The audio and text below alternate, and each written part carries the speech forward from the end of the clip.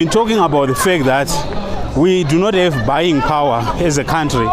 We do not have buying power, and what that does is it opens us to a lot of bad products.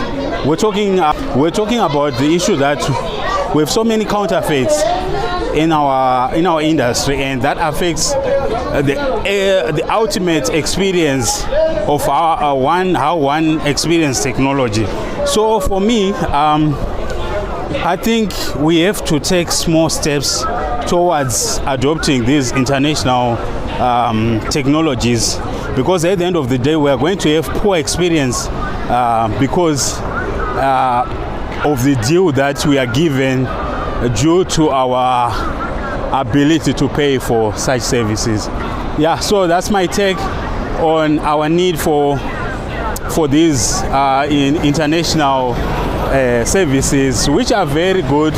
However, we do not have buying power, and I think we also need to have all the stakeholders on board to help us really craft policies that help us to bring these things to life, because at the end of the day we can have these wishes, but if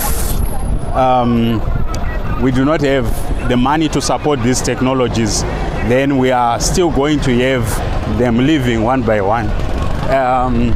So with that being said, let's talk about Starlink. And my thoughts on Starlink is that Starlink, its representative being Elon Musk, is not compliant with the Zim government, and that exposes the country to security vulnerabilities, because let's factor this. We do not know how much exactly information does Starlink bring in and out of the country.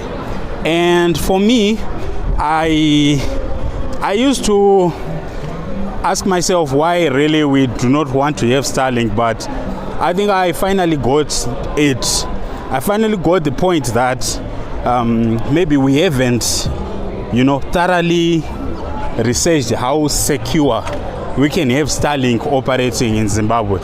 Because remember, Starlink, from my research, I've noticed that there are other nations like China, they don't even want these technologies, because there's geopolitics, whereby these countries say develop your own technologies, we'll develop our own, and at the end of the day it's better. And I've seen these things happening, and we know that Facebook does not operate in China, YouTube does not operate in China. So we see this battle between USA and China affecting how we experience technologies. And we also see China coming up with these knockoffs of some of the American technologies. We've seen the knockoff of a Cybertruck. We've seen the knockoff of Starlink, right?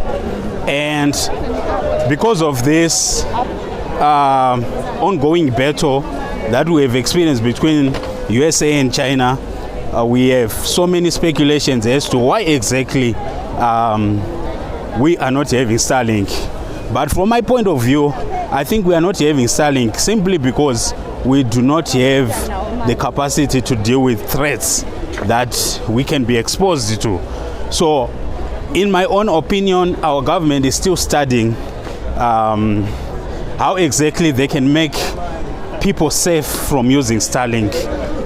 And also, to make matters worse, Starlink works closely with the USA government than it can work with the Zim government.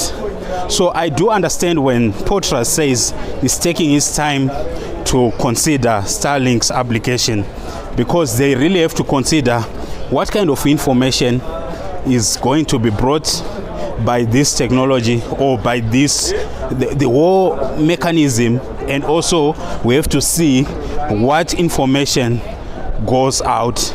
And also at the end of the day, we also have to see the impact this technology has on I know you guys don't want to hear this point, but Starlink will affect the players who are already in the mobile network space. I'm talking of the likes of Net1, Econet,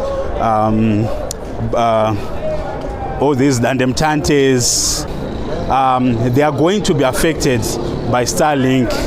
And remember, these guys, or these players have been in the industry for a long time. And Portras and the government have got to learn to work with them as partners. So I think it's going to take time. My prediction is that it's going to take us 3 to 5 years from now